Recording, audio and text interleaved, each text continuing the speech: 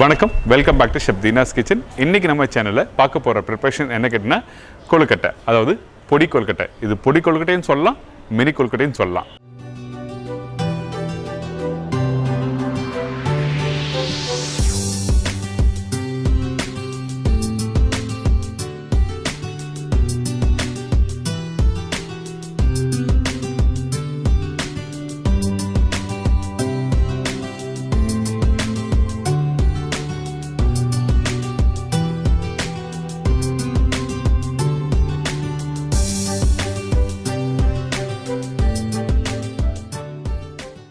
நம்ம channel already கொழுக்கட்டை பண்ணியிருக்கோம். நிறைய பேருக்கு வந்த டவுட்ஸு, கொழுக்கட்டை பண்ணி முடிச்ச பிறகு கொஞ்சம் ஹார்டாக இருக்குன்னு சொல்லி சொல்கிறாங்க. அதுக்கு என்ன ப்ராப்ளம் சொல்லி சொல்கிறேன்.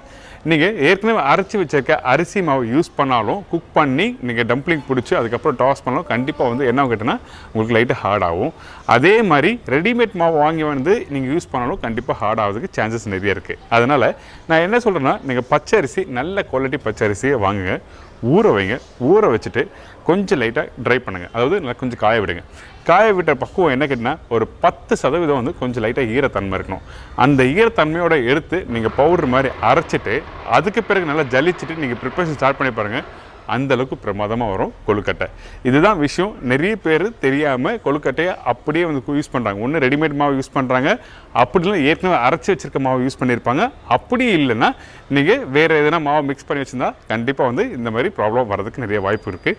இன்றைக்கி நம்ம சேனலில் நான் ஆல்ரெடி ரெடி பண்ணி வச்சுருக்கேன் இந்த மாவை தான் உங்களுக்கு ப்ரிப்பரேஷனில் எப்படி பண்ண சொல்லி கொடுத்துருக்கேன். கண்டிப்பாக ட்ரை பண்ணி பாருங்கள். இப்போது இந்த டிஷ்ஷுக்கு தேவையான பொருட்கள் பார்த்தலாமா?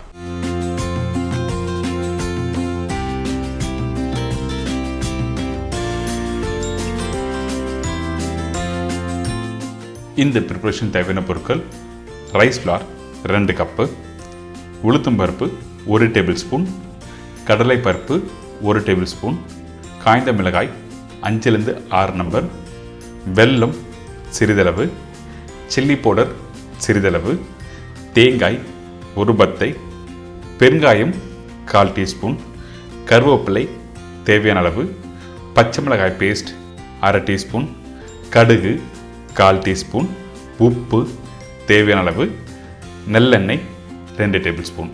இதாங்க இந்த ப்ரிப்பரேஷன் தேவையான பொருட்கள். இந்த கொழுக்கட்டை பிடிக்கிறதுக்கு நம்ம என்ன பண்ணுறோம்னா, கொஞ்சம் லைட்டாக வெந்நீர், கொஞ்சம் சூடான தண்ணியில் கொஞ்சம் உப்பு, பச்சை மிளகாய் பேஸ்ட் போட்ட பிறகு ரெடி பண்ணி வச்சுருக்க இந்த அரிசி மாவில் போட்டு குக் பண்ணிட்டு அதுக்கப்புறம் இந்த டம்ப்ளிங், அதாவது உருண்டையாக பிடிச்சி தான் நம்ம ரெடி பண்ண போகிறோம். அரிசி மாவு நான் ரெடிமேட் மாவு யூஸ் பண்ணல, நல்லா புரிஞ்சுக்கோங்க. அரிசியை, பச்சை அரிசியை, நல்ல குவாலிட்டி பச்சை அரிசியை ஊற வச்சு அரைச்சி ஜலிச்சு அரிசி மாவு இதில் போட்டிருக்கேன். ஸோ அதே மாதிரி நீங்கள் பண்ணுங்கள். ரெடிமேட் அரிசி மாவோ இல்லை ஏற்கனவே அரைச்சி வச்சுருக்க அரிசி மாவோ நீங்கள் யூஸ் பண்ணலாம். கண்டிப்பாக ப்ரிப்பரேஷன் முடித்த பிறகு ஒரு 10 நிமிஷம் கழிச்சு பார்த்தீங்கன்னா ஹார்டாக இருக்கும். மாவு நீங்கள் இந்த மாதிரி பக்குவத்துக்கு கரெக்டாக குக் பண்ணி எடுத்துருங்க. அதாவது தண்ணி ஊற்றுற அளவு என்ன கேட்டிங்கன்னா, 1 கப்பு மாவுக்கு 1.5 கப்பு, அப்படின்னா ஒரு 10% எக்ஸ்ட்ரா தண்ணி வைக்கலாம். கரெக்டான அளவுக்கு நீங்கள் தண்ணி வச்சு குக் பண்ணி எடுத்தால் உங்களுக்கு குக்கிங் கரெக்டாக வந்துடும். இந்த மாதிரி ஒட்டாத பக்குவத்துக்கு நீங்கள் மாவை ரெடி பண்ணுறங்க. இதுக்கப்புறம் கொஞ்சம் லைட்டாக சூடு ஆறின பிறகு இந்த மாதிரி சின்ன சின்ன உருண்டையாக பிடிக்க போகிறோம். நார்மலாக கொழுக்கட்டை பிடிக்கும் போது நீங்கள் என்ன பண்ணிங்கன்னா பெருசாக பிடிப்போம். இது எல்லார் வீட்லேயும் பண்ணுறது. இது சின்ன கொழுக்கட்டைன்னு சொல்லலாம், பொடி கொழுக்கட்டைன்னு சொல்லலாம், சில பேர் அம்னி கொழுக்கட்டை சொல்லுவாங்க. நிறைய விதத்தில் பேசலாம் அது. ஸோ இந்த கொழுக்கட்டையை சின்ன சின்ன பீசஸாக நான் பிடிச்சி வச்சுருக்கேன். இதுக்கப்புறம் ஸ்டீம் பண்ண போகிறோம். இந்த கடையில் தண்ணி போட்டு நல்லா சூடாக வச்சுருக்கோம். பார்த்தீங்களா, ரெடி பண்ணி வச்சுருக்க இந்த கொழுக்கட்டையை உள்ளே ப்ளேஸ் பண்ணிவிட்டு கரெக்டாக ஒரு 7லேருந்து 8 நிமிஷம் நீங்கள் குக் பண்ணி எடுத்தீங்கன்னா இந்த கொழுக்கட்டை ரெடி.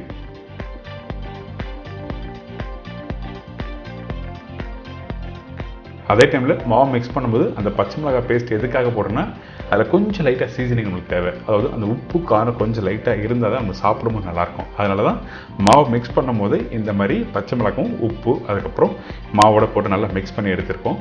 இப்போது இந்த கொழுக்கட்டை ரெடி ஆகிடுச்சு. பார்த்தீங்களா, கொழுக்கட்டை நல்லா வெந்து உதிரியாக சூப்பராக இருக்கும், நல்லா சாஃப்டாக இருக்கும்.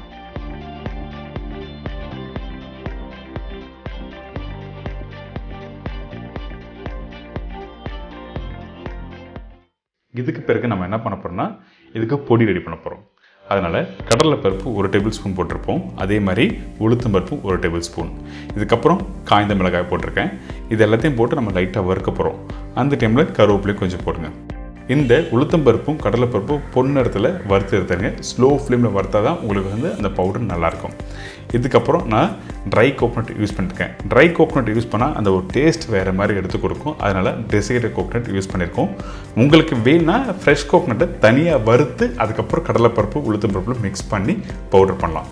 வெல்லம் லைட்டாக பிஞ்ச் போடுங்க. அதிகமான வெல்லம் வேண்டாம். நமக்கு அதிகமாக போட்டால் உங்களுக்கு காரம் தெரியாது. அதனால் வெல்லம் கொஞ்சமாக போட்டு பெருங்காயம், உப்பு, மிளகாய் பவுடர் இதெல்லாம் போட்டு ஜஸ்ட் லைட்டாக பொன்னிறத்தில் வறுத்து எடுத்துருங்க. ட்ரை கோகோனட் யூஸ் பண்ணும்போது ரொம்ப நேரம் வறுக்கக்கூடாது. அப்படி வறுத்திங்கன்னா கண்டிப்பாக வந்து கலர் மாறும், டேஸ்ட்டும் கொடுக்காது. அதனால் இந்த மாதிரி கரெக்டாக வறுத்து ரெடி பண்ணி வச்சுருங்க.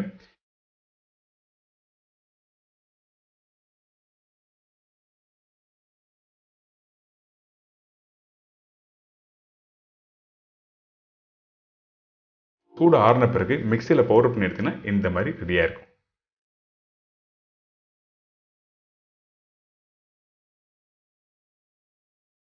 இதுக்கப்புறம் தாளிச்சிட்டு ரெடி பண்ணி வச்சுருக்க கொழுக்கட்டையை டாஸ் பண்ண போகிறோம். ஃபர்ஸ்ட் நம்ம என்ன பண்ணுறோம்னா நெல்லெண்ணெய் போட்டிருக்கோம் இந்த பேனில். அதுக்கு பிறகு நெல்லெண்ணெய் கொஞ்சம் சூடு ஆன பிறகு கடுகு போடுங்க. நெல்லெண்ணெய் ரொம்ப புகை வர அளவுக்கு நீங்கள் சூடு பண்ணக்கூடாது, முக்கியமாக கவனத்தில் வச்சுக்கோங்க. இதுக்கப்புறம் கடுகு, காஞ்ச மிளகாய், கருவேப்பிலை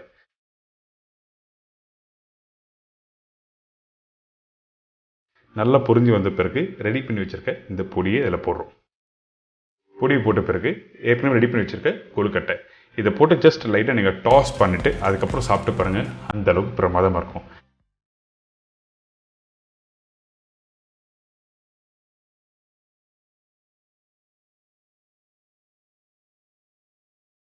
நான் நல்லெண்ணெய் யூஸ் பண்ணியிருக்கேன்.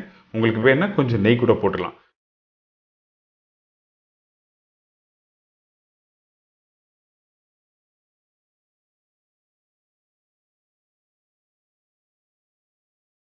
ஒரு சூப்பரான ஒரு பொடி கொழுக்கட்டை எப்படி பண்ணுறது உங்களுக்கு சொல்லி கொடுத்துருக்கேன். சாப்பிட்டு பார்த்து என்ஜாய் பண்ணுங்கள்.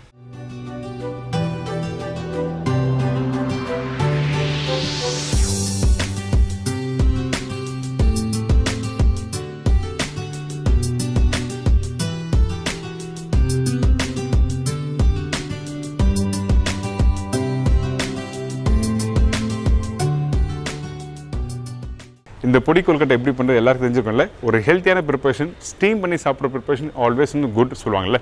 ஸோ அதனால் இன்றைக்கி ஒரு ஹெல்த்தி ப்ரிப்பரேஷன் கொடுத்துருக்கேன். கண்டிப்பாக ட்ரை பண்ணி பாருங்கள். மறக்காமல் ட்ரை பண்ணி பார்த்துட்டு ஃபீட்பேக் கொடுங்க. இதே மாதிரி நாளைக்கு இன்னொரு சூப்பரான ரெசிபி சந்திக்கிறேன். நன்றி, வணக்கங்க, பாய்.